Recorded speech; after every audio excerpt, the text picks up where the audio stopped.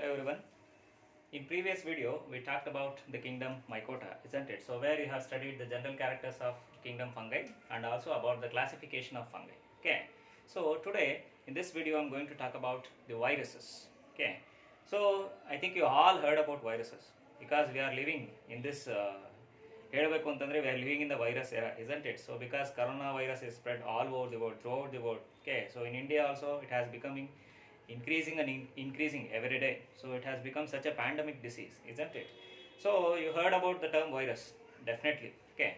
So then what is these viruses? ಏನು viruses ಅಂತಂದ್ರೆ what are these viruses? Okay, see, viruses are ultra microscopic. They are ultra microscopic, acellular, highly infectious,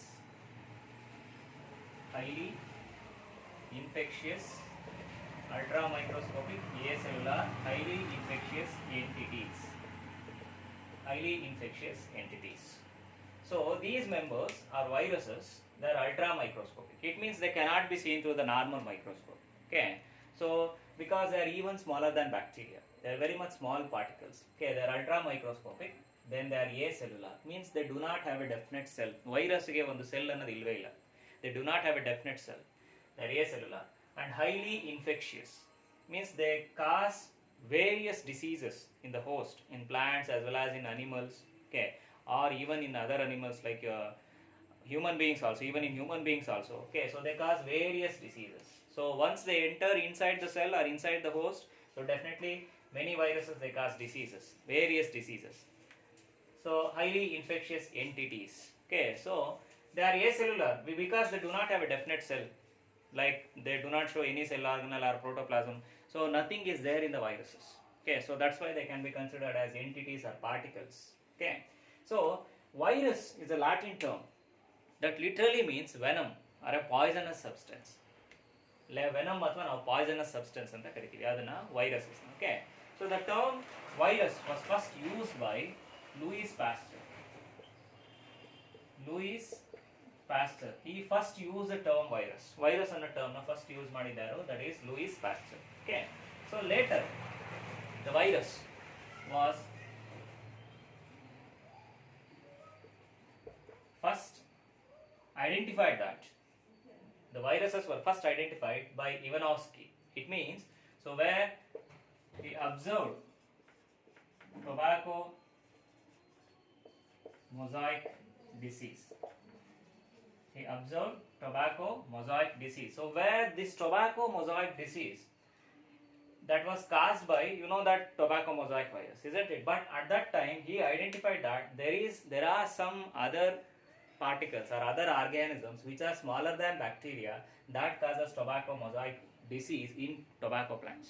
ಅಂದರೆ ಬ್ಯಾಕ್ಟೀರಿಯಾಕ್ಕಿಂತನೂ ತುಂಬ ಚಿಕ್ಕದಾಗಿರುವಂಥ substances ಅಥವಾ particles ಅಥವಾ organisms ಈ ಡಿಸೀಸನ್ನು ಕಾಸ್ ಮಾಡಿದೆ ಅನ್ನೋದನ್ನು ಐಡೆಂಟಿಫೈ ಮಾಡ್ತಾರೆ. That was Ivanovsky. He identified that the organisms which are even smaller than bacteria, so that causes tobacco mosaic disease ಅಂತ term ಮಾಡ್ತಾರೆ. ಯಾಕೆ ಅಂತಂದರೆ these viruses they can pass through the bacterial filters ಅಂತಂದ್ರೆ they are the filters that can prevent the entry of bacteria. So these particles they even passed across bacterial filter, andre it should be smaller than bacteria, isn't it? So those particles or organisms which are smaller than bacteria, they cause disease in tobacco plant. That was first reported by Ivanovsky. Okay, so later W.M. Bejernik. Okay, so he ಇದನ್ನ ಕೇಳ್ತಾರೆ 1 ಮಾರ್ಕ್ಸ್ಗೆ. W.M.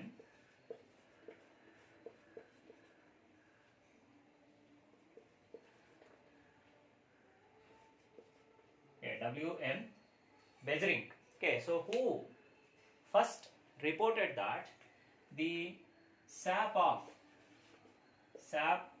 or extraction of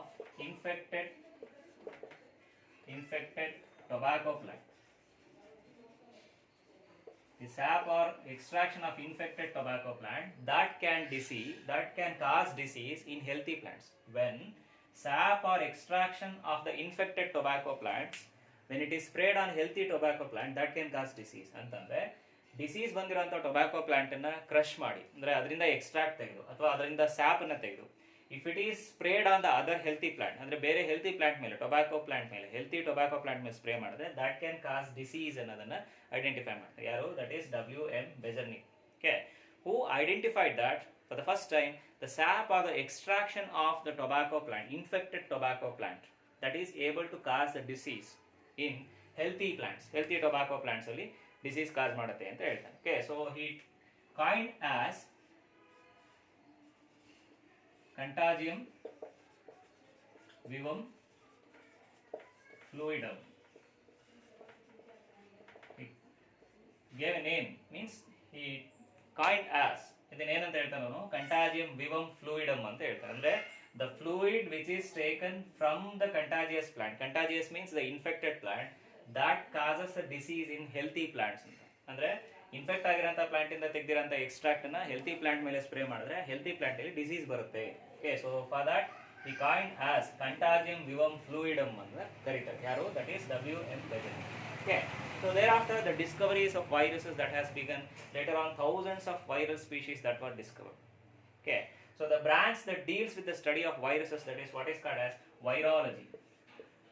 The branch that deals with the study of viruses is what is known as virology. So where the shape, the morphology, the structure of the viruses, okay, the nature of replication of viruses, the nature of genetic material they have, all those things you are going to study in that branch, that is what is called as virology. Okay, so let us look into the properties of viruses. So ಏನು properties ಇರುತ್ತೆ viruses ಅಲ್ಲಿ? Okay, see, viruses, as I said, they are infectious particles, no doubt. They cause diseases in plants, animals as well as in human beings. Okay, so various diseases they cause. So they have certain properties. Like, let me talk about both the properties. As I said, the viruses, they possess both the living as well as non-living properties. Okay, so let us look into the non-living properties of viruses. Non-living properties. ಏನು non-living properties ಇದೆ viruses ಅಲ್ಲಿ? Okay, so first thing, viruses are acellular. Viruses are acellular. It means they do not have a definite cell. Viruses ಅಲ್ಲಿ ಒಂದು definite cell ಅಂತ ಇಲ್ಲ. Okay, viruses are acellular. Then they are totally inert. Totally inert when they are outside the host cell. Outside the host cell. They are totally inert outside the host cell. ಅಂದ್ರೆ when they are found outside the host. For example, ಈಗ animal body ಅಥವಾ plant ಬಾಡಿಯಿಂದ virus ಹೊರಗಡೆ ಇದ್ರೆ, surface ಮೇಲೆ ಇದ್ರೆ, ಅಥವಾ ವಿಂಡಲ್ಲೋ, ವಾಟರಲ್ಲೋ, ಅಥವಾ ಸಾಯಿಲಲ್ಲೋ ಎಲ್ಲೋ ಒಂದು ಸರ್ಫೇಸ್ ಮೇಲೆ ಇದೆ ಅಂತಂದ್ರೆ they are totally inert. It means they do not show any kind of activity. They are just like dead or non-living substance. Okay, they are active only when they enters inside the host cell. Host cell ಒಳಗಡೆ enter ಆದಾಗ ಮಾತ್ರ they become active. Okay, but when they are outside the cell, they are totally inert. So that is the second non-living property, that is totally inert outside the host cell, just like a non-living thing. Okay, then they do not show any metabolic activity. There is no, they do not show any metabolic activities. ಯಾವುದೇ ತರ metabolic activities ನ show ಮಾಡಲ್ಲ. They do not show any metabolic activities because as they do not have protoplasm, definitely there will be no metabolic activities. Okay, so then they do not have cell wall or cell membrane. They do not have cell wall or cell membrane. So just like other organisms, so whether some of them they are having cell wall and some of them they are not having cell wall, they have only cell membrane. But whereas in viruses, they do not have a cell wall or they do not have a cell membrane. Okay, so another important thing, viruses can be crystallizable. Viruses can be crystallizable. It means we can convert the viruses into crystals, just like the normal chemicals or some chemicals. ಕೆಲವೊಂದು chemicals ನಲ್ಲಿ, so how we can see the crystals in chemicals, isn't it? So likewise, the viruses also can be converted into crystals. Okay, so where viruses can be crystallizable. So that is the another property, the non-living property of viruses. Okay, so these are the major things. Viruses are acellular, means they do not have definite cell, and also they do not show any growth like how the other living organisms, they show like increase in the size of the organism. Okay, so they do not show any definite growth. ಇದರಲ್ಲಿ ಯಾವುದೇ ತರ definite growth ಅನ್ನೋಂಥದ್ದಿಲ್ಲ. Okay, so these are the non-living properties of viruses. They can be crystallizable. Okay, they can be taken in the form of precipitate. Even we can precipitate them. Viruses now precipitate ಮಾಡಬಹುದು, just like the normal chemicals. Okay, so we can precipitate them. They do not have any cell wall or cell membrane. They do not show any metabolic activity. That is mainly because they do not have protoplasm. Living protoplasm annade illa viruses alli. So they are totally inert outside the cell. Once they are found outside the host body, they are totally inert, just like a non-living thing. So they are acellular. It means they do not have a definite cell. ಇದಕ್ಕೆ definite cell ಅನ್ನೋದೇ ಇಲ್ಲ, and even they do not show growth and as well as the other metabolic activities like respiration, like that. They do not have any growth, they do not have any respiration like that. So any metabolic activities were absent in the viruses. Okay, so these points suggest that viruses are non-cellular, non-living. Okay, but there are some other characters which are found in the viruses that indicates that viruses are living.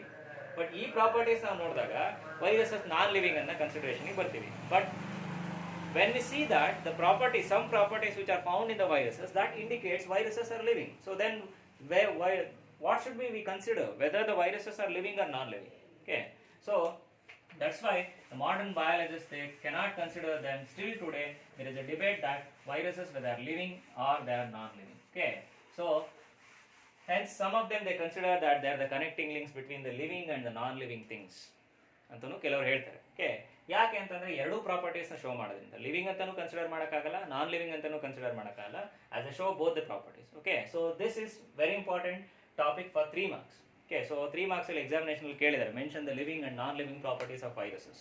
R sometimes even only one may be asked, like living properties of virus or non living properties of virus, any one may be asked. Okay, so next thing is living properties of viruses. So previously we discussed about the non-living properties, isn't it? So now the living properties of viruses. See, viruses, they show certain living properties. ಕೆಲವೊಂದು living properties ನ viruses show ಮಾಡುತ್ತೆ. So what are those living properties? ಏನು living properties viruses ಅಲ್ಲಿ ಅಂತಂದ್ರೆ, so the first and foremost thing, they are, once they enter into the host cell, they active inside the host. Inside the host, viruses get active inside the host. Host ಒಳಗಡೆ ಬಂದ ತಕ್ಷಣ viruses active ಆಗುತ್ತೆ. Okay, they have the ability to cause disease. Viruses are having the ability to cause disease. Disease cause ಮಾಡಂತ ability ಇದೆ. They get active once they get enter into the host. Then they have the ability to cause a disease. Disease cause ಮಾಡಂತ ability ಇದೆ. Okay, so then viruses have genetic material. So that genetic material is nothing but which is similar to the other living organism, isn't it? So either it is RNA or it is DNA. So we can see either an RNA or a DNA molecule as a genetic material in viruses. So that is the living character of a virus, isn't it? So that is found in all living organisms. RNA and DNA, they are found in all living organisms. Okay, so where once they enter into the host cell, they can take over, or they can take a command. They can take a command over the host metabolic machinery. They can take a command over the host metabolic machinery. ಅಂದ್ರೆ host cell ಅಲ್ಲಿ, host ಬಾಡಿನಲ್ಲಿ ಏನು metabolic activities ನಡೀತಾ ಇರುತ್ತೋ ಆ metabolic activities ಅಲ್ಲಿ ಒಂದು command, ಅಂದ್ರೆ the virus once it enters inside the cell, that takes a command over the host cell. It means it can uses the host ribosomes, where it can synthesize its own protein inside the host. Host ಒಳಗಡೆ ಅದರದೇ protein synthesis ಮಾಡ್ಕೋಬಹುದು, host genetic material use ಮಾಡಬಹುದು, host ribosomes use ಮಾಡ್ಕೊಂಡು protein synthesis ಮಾಡಬಹುದು.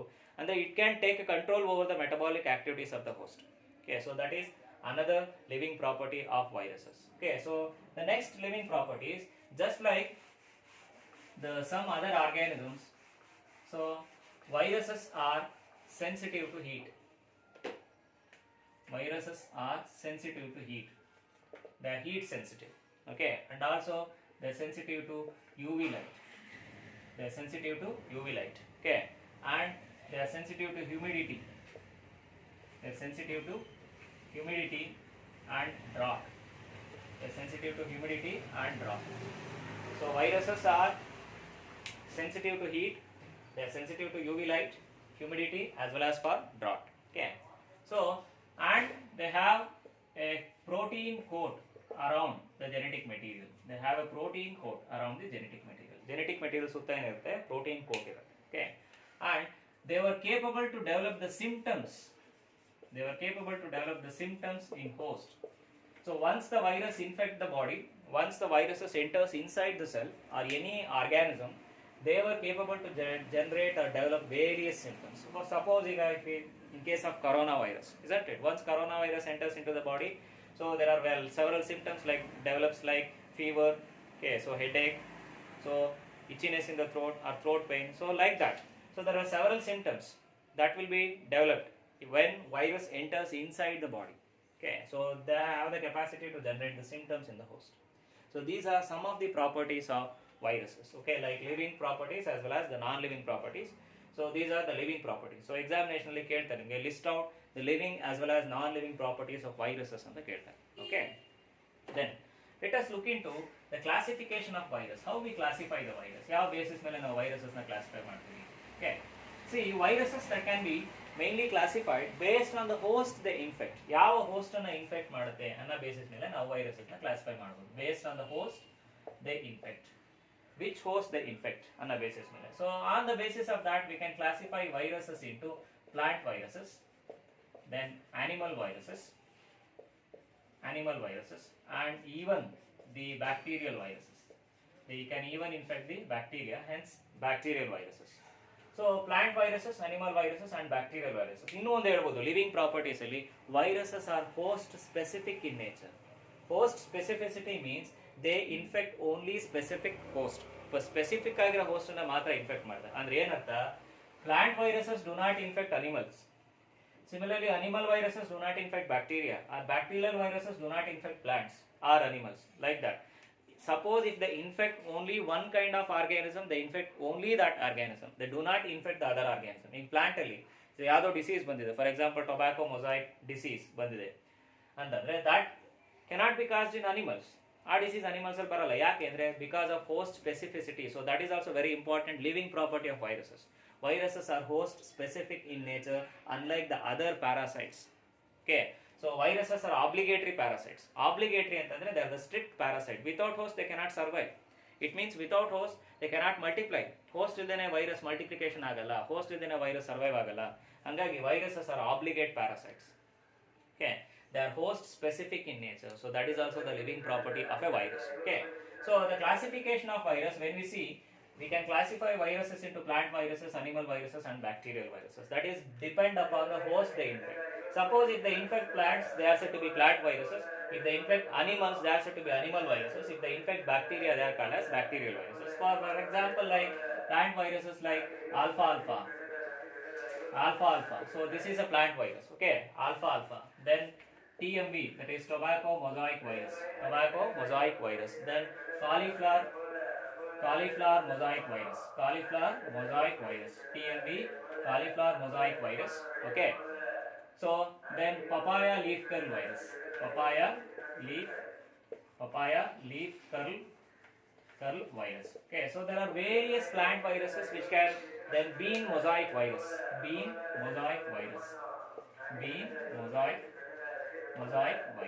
So then even Gemini viruses. There are various viruses which cause different diseases or various diseases in plants. Okay, so like alpha virus, TMV, tobacco mosaic virus, or cauliflower mosaic virus, papaya leaf curl virus. So then bean mosaic virus, Gemini viruses. There are lots of viruses which cause infections in plants. Okay, they may be either the RNA viruses or even it may be the DNA viruses also. Okay, so usually except only one, that is Gemini virus. This is a single stranded DNA virus, Gemini virus. Okay, but all of them they have double stranded DNA or even the RNA. Okay, so these are some of the examples for plant viruses. It means they cause diseases in plants. Okay, so let us look into the animal viruses. Animal viruses means they mainly cause diseases in animals, isn't it? So there are lots of animal viruses that can be seen, like foot and mouth disease virus in cattle.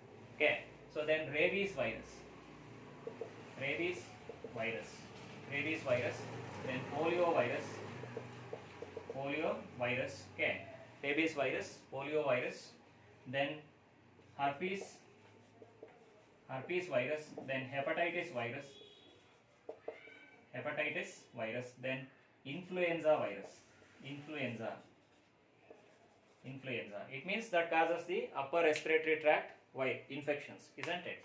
So then reoviruses or influenza viruses. So then HIV, that is human immunodeficiency virus, then human papilloma virus, human HPV, human papilloma virus, HPV, human papilloma virus, which causes usually the diseases, the cancer in human beings.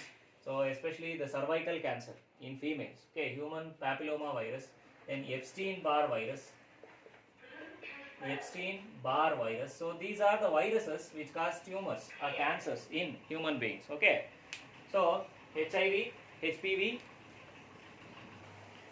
Okay, so HPV stands for human papilloma virus, so which causes cancers in human beings. Okay, so these are some of the animal viruses. So they cause various diseases in animals as well as in human beings, like herpes, hepatitis, then influenza that causes respiratory infections. Okay, so polio virus that causes polio, whereas herpes virus that causes herpes.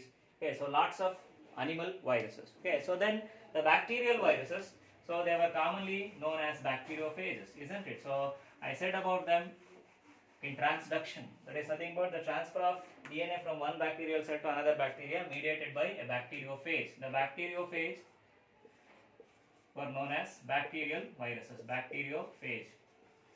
Bacteriophage, they are nothing but the viruses which infects the bacterial cell, bacteriophage, like lambda-phage, lambda-phage. Okay, then T4 bacteriophage, T4 bacteriophage, like this. So there are several strains of varieties of viruses which infects bacteria. They are called as bacteriophages or bacterial viruses. Okay. So this is about the classification of the virus. So when we see a general structure of a virus, so where the virus generally either it consists of DNA or RNA as a genetic material, DNA or RNA as genetic material. Okay. So that DNA or RNA, whether it is found in a single copy or it may be found in two copies.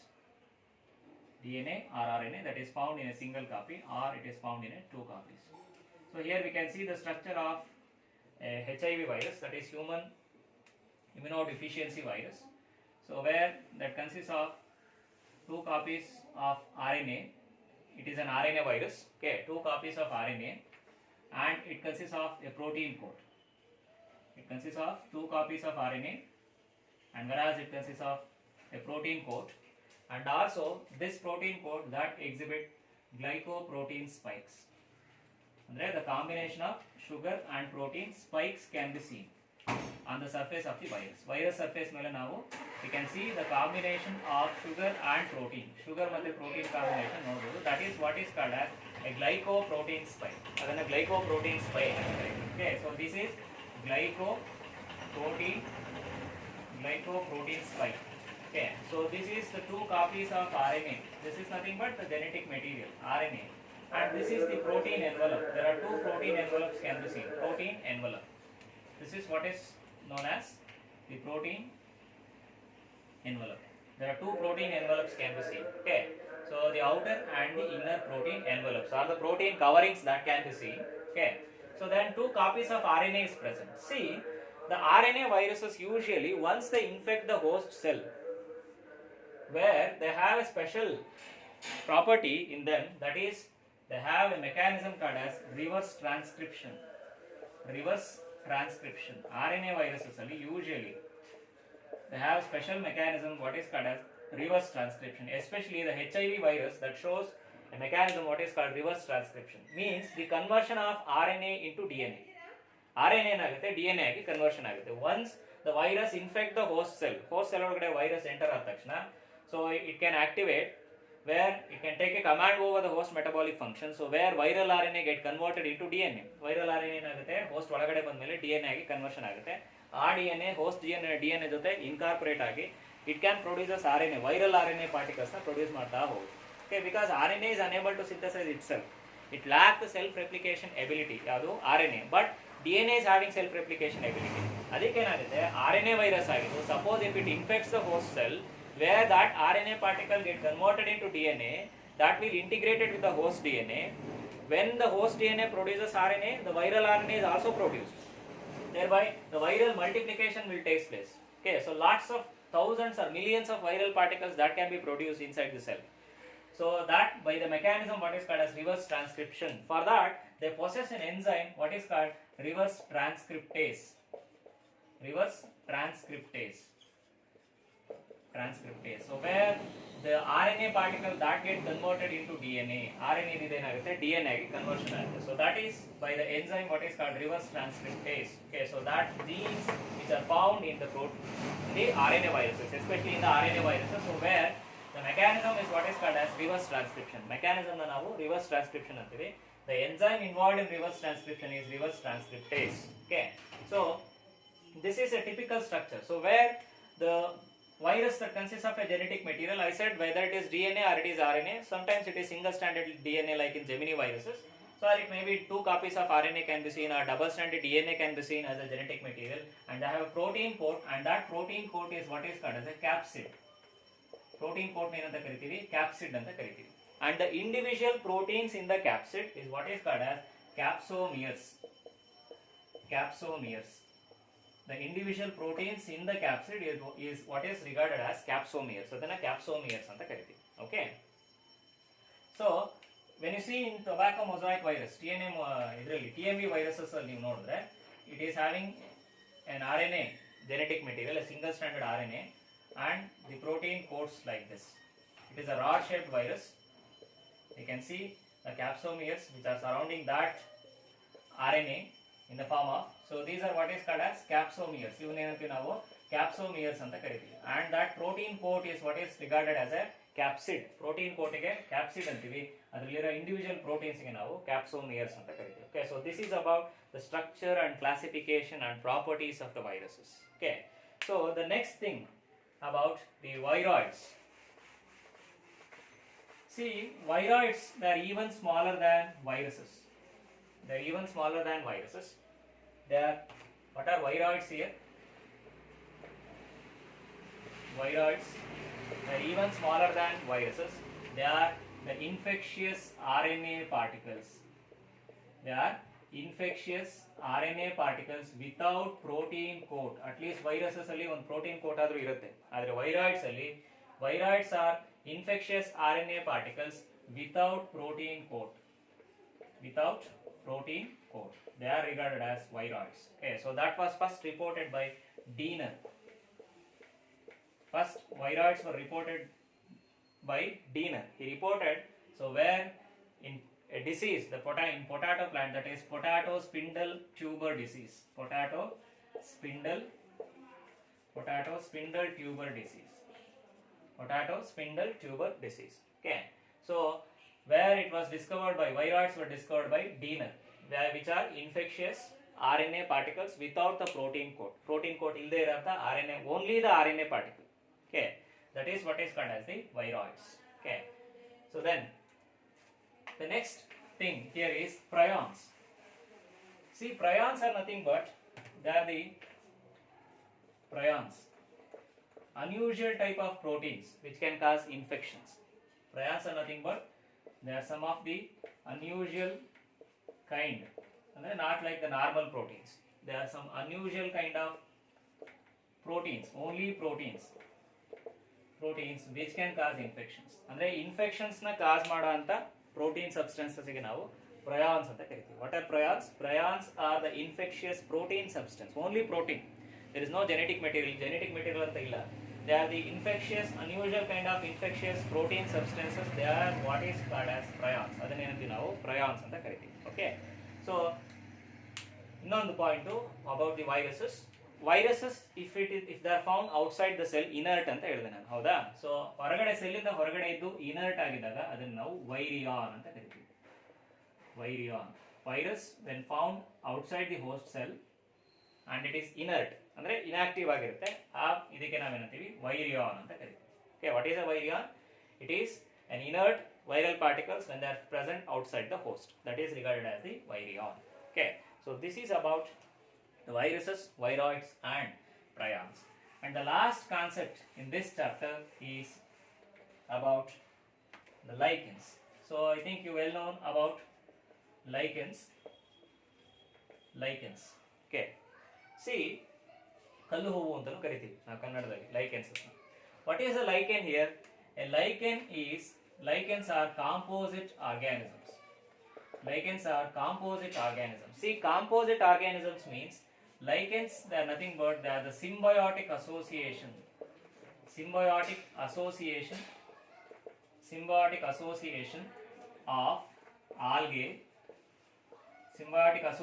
of algae and fungi. So that is together what is called as lichen. ಅದನ್ನ ನಾವು together ಏನಂತ ಕರಿತೀವಿ? lichen ಅಂತ ಕರಿತೀವಿ. Usually the lichens will grow on, commonly you have seen lichens on the tree trunk, ಅಂದ್ರೆ bark ಮೇಲೆ ನೋಡಬಹುದು, ತೊಗಟೆ ಅಂತೀವಲ್ಲ ಅದರಲ್ಲಿ, on the tree trunk or on the branches of the trees, so or even on the walls, the damp walls or moist walls, even in rocks where lichens are distributed. Okay, and lichens are popularly known as pollution indicators. Lichens ನ ನಾವೇನಂತ ಕರಿತೀವಿ? Pollution indicators ಅಂತ ಕರಿತೀವಿ. Pollution indicators. ಯಾಕೆ ಅಂತಂದ್ರೆ where there is a pollution, so lichens cannot grow because they are very much sensitive to pollution. ಎಲ್ಲಿ pollution ತುಂಬಾ ಜಾಸ್ತಿ ಇರುತ್ತೋ, ಪೊಲ್ಯೂಟೆಡ್ ಏರಿಯಾಸ್ ಇರುತ್ತೋ ಅಂತ ಏರಿಯಾಸ್ ಅಲ್ಲಿ ವಿ ಕೆನಾಟ್ ಸಿ ಲೈಕೆನ್ಸ್ ನೋಡೋಕ್ಕಾಗಲ್ಲ. ಯಾಕೆಂದ್ರೆ lichens cannot grow in such areas where the areas which are highly polluted. That's why where there is a high pollution then there is no lichen, where that indicates the high pollution content. So that's why lichens are regarded as pollution indicators. They indicate the pollution of an area. When there is a high polluted area where lichens cannot grow, that indicates the area was highly polluted.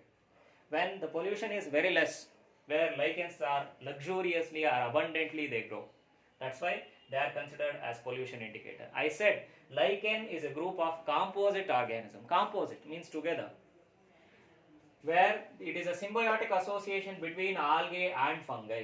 Algae ಮತ್ತೆ fungi ಮಧ್ಯೆ ಇರುವಂತ symbiotic association ನಾವು lichen ಅಂತ ಕರಿತೀವಿ. Okay, so where the algal member, it either belongs to Cyanophyceae, ನಿಮಗೆ Cyanophyceae ಹೇಳಿದ್ದೀನಿ ನಾನು, that is blue green algae, or it may belongs to the green algae.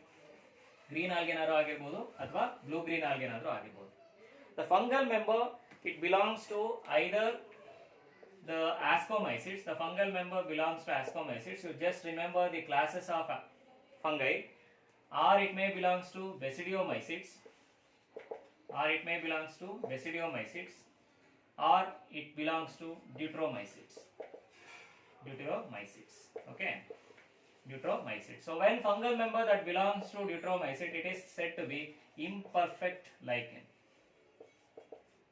It is said to be imperfect lichen. So you know that deuteromycete members are regarded as imperfect fungi, isn't it? So when the fungal member in the lichen that belongs to deuteromycete, it is said to be imperfect lichen.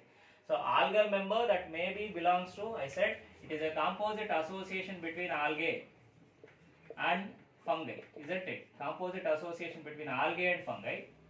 The algal member belongs to either Cyanophyceae or Chlorophyceae, whereas the fungal member belongs to ascomycetes or basidiomycetes or deuteromycetes. Suppose if it belongs to ascomycetes, they are said to be ascolichens. Ascomycete member fungal involve ಆಗಿದ್ರೆ ಅದನ್ನ ascolichen ಅಂತ ಕರಿತೀವಿ. Suppose if basidiomycete fungi is involved in the formation of lichen, it is known as basidiolichen. Suppose if the deuteromycete member is involved in the formation of the lichen, that is what is called as the imperfect lichen. Because deuteromycete member, you know that they are known as imperfect fungi, isn't it? Because they mainly lack sexual reproduction. Hence they are considered as imperfect fungi. So such lichens are said to be imperfect lichen when the symbiotic association with the deuteromycete member is seen. Okay, so ideally there are two important concepts will be asked for 1 marks or also for 2 marks. That is about the phycobiont and the mycobiont. Phycobiont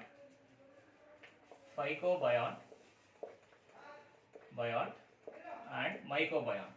See, these two terms, they are very much important. Do not get confused with this. Phyco, that stands for algae. You remember that. Phyco, that stands for algae. Where myco, that stands for fungi.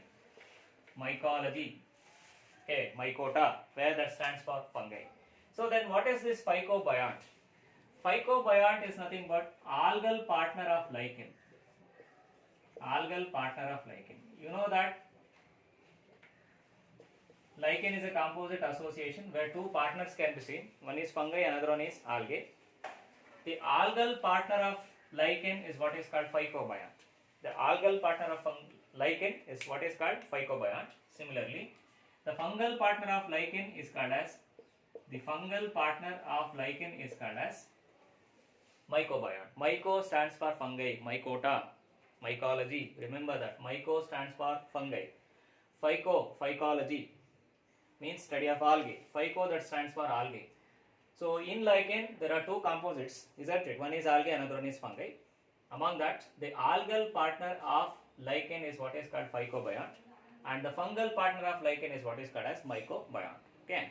See, these are living in symbiotic association. That means that both are mutually benefited. ಇಲ್ಲಿ ಎರಡು partners ಇದೆ. Both the partners are mutually benefited. How mutually they are benefited? See here, the algal cells. You know that algae and cyanobacteria, they are photosynthetic in nature, isn't it? So they have the ability to prepare their own food. So they prepare the food, they photosynthesize and provide the sugars for fungi. Means they provide organic substance for the fungi, carbohydrates for the fungi. Hence fungi is benefited by algae. Okay. So on the other hand, the fungi that protects the algal cells and also that helps to algae to reproduce. Okay. And they protect the algal cells and also helps in absorption of some essential mineral elements. ಕೆಲವೊಂದು essential mineral elements ಅನ್ನ algae fungi ಏನು ಮಾಡುತ್ತೆ, provide ಮಾಡುತ್ತೆ, and main thing that protects the algal cells ಅನ್ನು protect ಮಾಡುತ್ತೆ. So that is a function of fungi. So here both are mutually benefited. Algae is also benefited, then fungi is also benefited. So both of them, they are mutually benefited. Okay. And another important thing, so lichens are the very important groups of organisms. So where the poineous species, they are the poineous species in the formation of soil. Soil formation alli main agi involve agiranta poineous species ಗೆ ನಾವು lichen ಅಂತ ಕರಿತೀವಿ. So they are involved in the formation of soil. Soil formation alli involve ಆಗುತ್ತೆ. ಯಾವಾಗ? So when they grow on the surface of the rock surface ಮೇಲೆ grow ಆದಾಗ, so they have the ability to degrade the rock ಅನ್ನು degrade ಮಾಡುವಂತ ability ಇದೆ. Okay.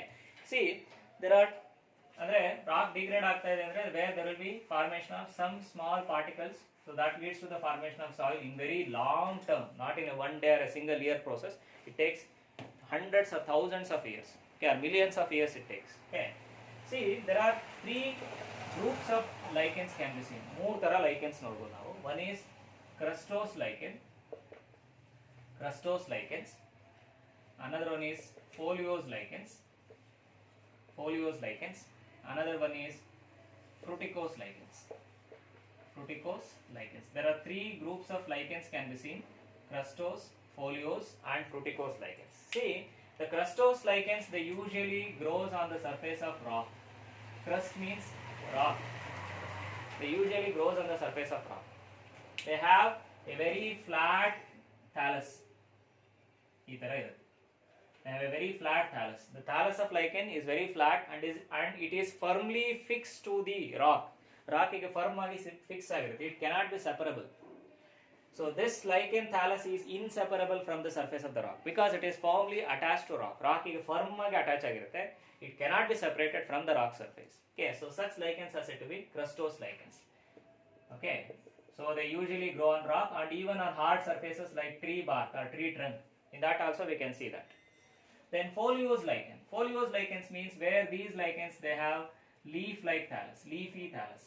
Folia here stands for leafy. Here the thallus of the lichen is leaf-like. Leaf-like thallus idaga ನಾವು foliose lichen ಅಂತ ಕರಿತೀವಿ. Even they also can grow on the surface of the tree trunk, tree bark surface ಮೇಲೂ grow ಆಗಬಹುದು, and even they can grow in the rock surface also. So where they can be separated from the surface. Surface ಇಂದ ಏನು ಮಾಡಬಹುದು, ಇವನ್ನ separate ಮಾಡಬಹುದು. But crustose lichens are inseparable. But these foliose lichens, they can be separated. Okay. Then fruticose lichens. Fruticose lichens, they usually grows on the tree branches. Usually they grows on tree branches. Branches ಮೇಲೆ grow ಆಗುತ್ತೆ usually. So and they are the pendant forms. Pendant means they are hanging down. Okay. So they usually grow on the branches of the tree. I have written a tree trunk, a tree branch. So where from that the fruticose lichens are hanging down. So they bear the fruiting body at the apex. ತುದಿನಲ್ಲಿ fruiting body formation ಆಗುತ್ತೆ. So that's why they are regarded as fruticose, fruiting. At the tip they bear the fruiting body. Okay, so like this. So where these are said to be the fruticose lichens. They bear the fruiting bodies at the apex. ತುದಿನಲ್ಲಿ fruiting body formation ಆಗುತ್ತೆ.